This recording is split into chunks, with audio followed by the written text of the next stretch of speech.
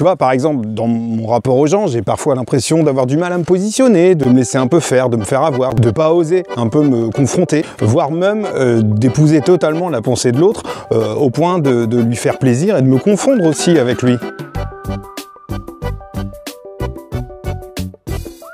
Ce qui vient me convoquer inévitablement dans mon rapport aux gens est peut-être la dimension de soumission que je peux aussi mettre en place ou accepter, qui nous permet d'interroger le rapport de domination et du pouvoir que je peux conférer aux autres à mon égard. Bref, ce rapport dominant-dominé est très présent en matière sociologique. Déjà, là-dessus, on peut faire référence à notre vieux Karl Marx, car lui, il t'expliquait en gros que toutes les sociétés ont en permanence fonctionné avec une espèce de dichotomie dominant-dominé, notamment la lutte des classes, avec d'un côté les propriétaires, de l'autre côté les prolétaires. C'est-à-dire que quand tu travailles pour quelqu'un, non seulement tu ne possèdes pas ce que tu as produit, ni même les matériaux qui t'ont permis de produire. L'unique plus-value, ce sera celle qui ira dans les poches du propriétaire.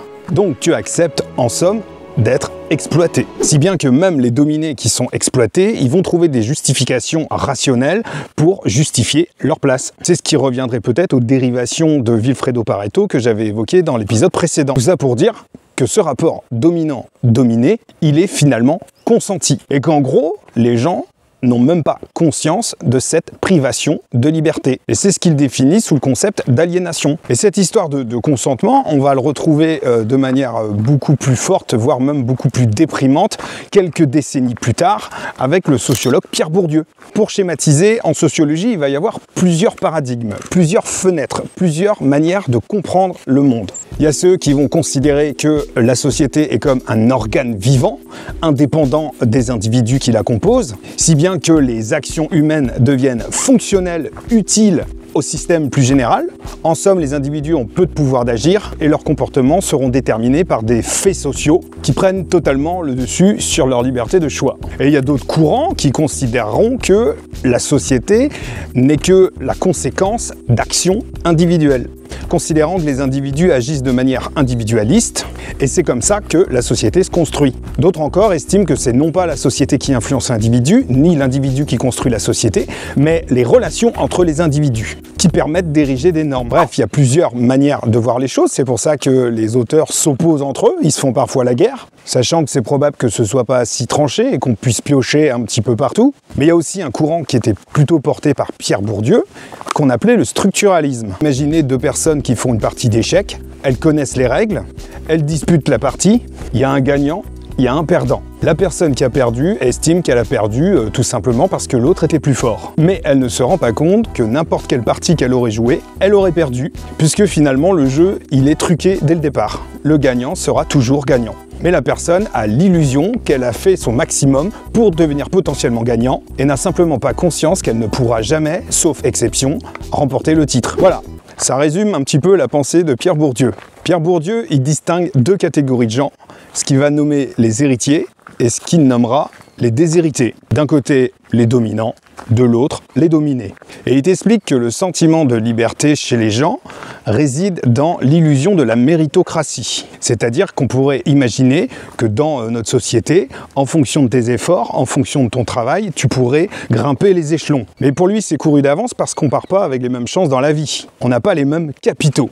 Et cette dimension de capital chez Bourdieu est importante. Elle est empruntée d'ailleurs à l'économie, parce qu'il va identifier 4 formes de capitaux chez les gens. Et ce sont ces capitaux qui détermineront leur place dans la société. Qui distingue d'abord le capital économique, donc là ça se comprend, c'est l'argent, c'est les biens, ce sont les possessions. Ensuite il y aura le capital culturel. Donc là, il distingue encore 3 états du capital culturel. Le capital culturel institutionnalisé, ce qui reviendrait par exemple au diplôme, au niveau d'études. Le capital culturel objectivé. Donc là, on arriverait aux signes apparents de culture. Est-ce que chez toi, tu as des bouquins, des œuvres d'art, etc. Et le capital culturel incorporé, c'est là qu'intervient notamment le concept d'habitus, qui revient un peu aux manières d'agir, aux manières de faire, aux manières de penser, que tu as acquis par transmission. Bref, après le capital économique économique et le capital culturel vient le capital social, qui rejoint l'idée finalement du réseau que tu vas avoir. Et plus tu as du réseau, moins tu es isolé, plus tu peux le faire marcher, plus tu peux atteindre tes objectifs, plus tu peux t'enrichir, etc., etc. Et le dernier, c'est le capital symbolique, qui fait appel à un certain prestige dont tu peux te prévaloir. C'est ce qui te donne une certaine crédibilité. Et ces capitaux, ça fonctionne sur la logique de la combinaison et de l'accumulation. Plus tu es loti d'un côté, plus ça va impacter sur l'autre en positif. Et Bourdieu, il t'explique que d'un côté, il y a des gens qui vont avoir un capital total, qui les range dans la case des héritiers, des gens qui de toute façon seront toujours dominants, et d'autres qui en ont moins et qui probablement resteront toujours dans la position des dominés. Et cela va se transmettre de génération en génération, d'où le concept de reproduction sociale. Parce qu'en gros, tu pars dans la vie avec ce qu'on t'a transmis. Donc si t'es pas habitué à avoir accès à une certaine culture, à avoir certaines conversations, etc., etc., automatiquement, ça jouera dans tes relations aux autres, ça jouera dans tes choix, ça jouera dans ta manière de penser. Ça se transmet et c'est même perpétué, notamment à l'école. Bourdieu, il a même été regarder les appréciations des bulletins scolaires et il se rend compte que certains mots, certains choix de termes sont typiquement en lien avec la classe sociale des jeunes concernés, qu'elle soit en haut ou qu'elle soit en bas, avec l'usage de termes tels que ça vient même essentialiser la personne.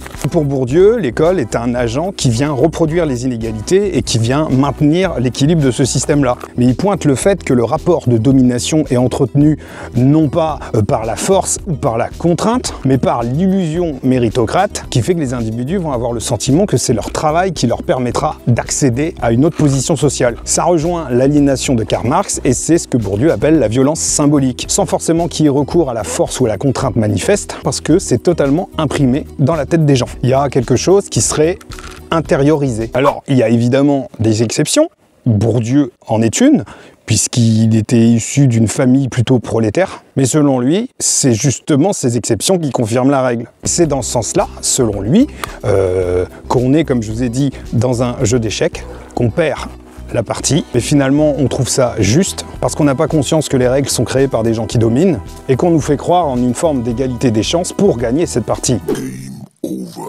Dans le fond, ce serait presque déprimant cette histoire. Je me rends compte que je me suis totalement écarté de mon propos introductif où je parlais de mon rapport que j'entretenais parfois avec les gens qui me donnaient l'impression de me laisser un petit peu dominer et de me soumettre à la volonté de l'autre. En même temps, ça me permet de vous parler de ça. Je trouve que ça donne l'opportunité d'apposer une lecture en fait, sur soi. Ça vient poser parfois des choses sur une connaissance empirique que tu as du monde, des perceptions, des ressentis, autant que ça vient aussi décaler parfois ton appréhension des choses, parce que ça te permet de prendre un peu de hauteur, et c'est pour ça aussi que j'aime bien. S'agissant de domination, moi j'aime bien la perspective de Max Weber, qui lui insiste bien sur le fait que les gens n'ont pas de pouvoir en l'état. Le pouvoir n'est pas une donnée objective, mais il s'inscrit surtout dans une relation, dans un rapport entretenu entre une personne qui aurait du pouvoir et une personne qui subirait ce pouvoir, et en accepterait les conséquences. D'un côté, il y aura des personnes qui exerceront une certaine influence sur certaines personnes qui, même de manière indirecte, accepteront cette influence, puisque la société est quelque chose qui vient structurer, qui vient protéger, qui est à la fois un organe d'intégration et de régulation. Intégration dans le sens où cela te confère un statut, une place, et régulation dans le sens où cela vient ériger et cadrer certaines limites dans ton pouvoir d'agir. Ça passera par les règlements, la loi, etc. Et donc selon Weber, à partir du moment où il y a un rapport de domination, où il y a l'exercice d'une certaine forme d'autorité, automatiquement, ça passe par la reconnaissance de la légitimité de l'autre. Et il va distinguer trois formes de légitimité. La légitimité rationnelle légale, qui correspond au fait que c'est écrit, que c'est la loi, que c'est la règle qui a été fixée. Par exemple, un homme d'État qui a été élu. La légitimité traditionnelle, c'est-à-dire que cela va s'inscrire dans les us et les coutumes, dans une tradition. On pourrait imaginer le pouvoir qui soit confié aux descendants du roi de génération en génération, par exemple. Et une légitimité charismatique qui vient affirmer la personnalité de la personne dominante, certaines de ses qualités qui impliquent automatiquement qu'elle peut exercer une influence sur les gens. Parfois, ça peut complètement se mélanger, c'est-à-dire qu'un leader politique peut accéder au pouvoir de manière légale parce qu'il a su séduire le peuple. Il a été charismatique. Et c'est pour ces trois raisons, rationnelle, légale, traditionnelle et charismatique, qu'on va avoir des gens d'un côté qui pourront exercer une influence et d'autres qui l'accepteront, qui la légitimeront. Alors là-dessus, du point de vue individuel, je ne vais pas forcément essayer de me raccrocher à une de ces exceptions pour essayer de comprendre pourquoi parfois je me laisse dominer, mais toutefois je trouve pas inintéressant de me questionner un petit peu là-dessus. Quel est le niveau de légitimité que j'accorde à l'autre à mon égard ?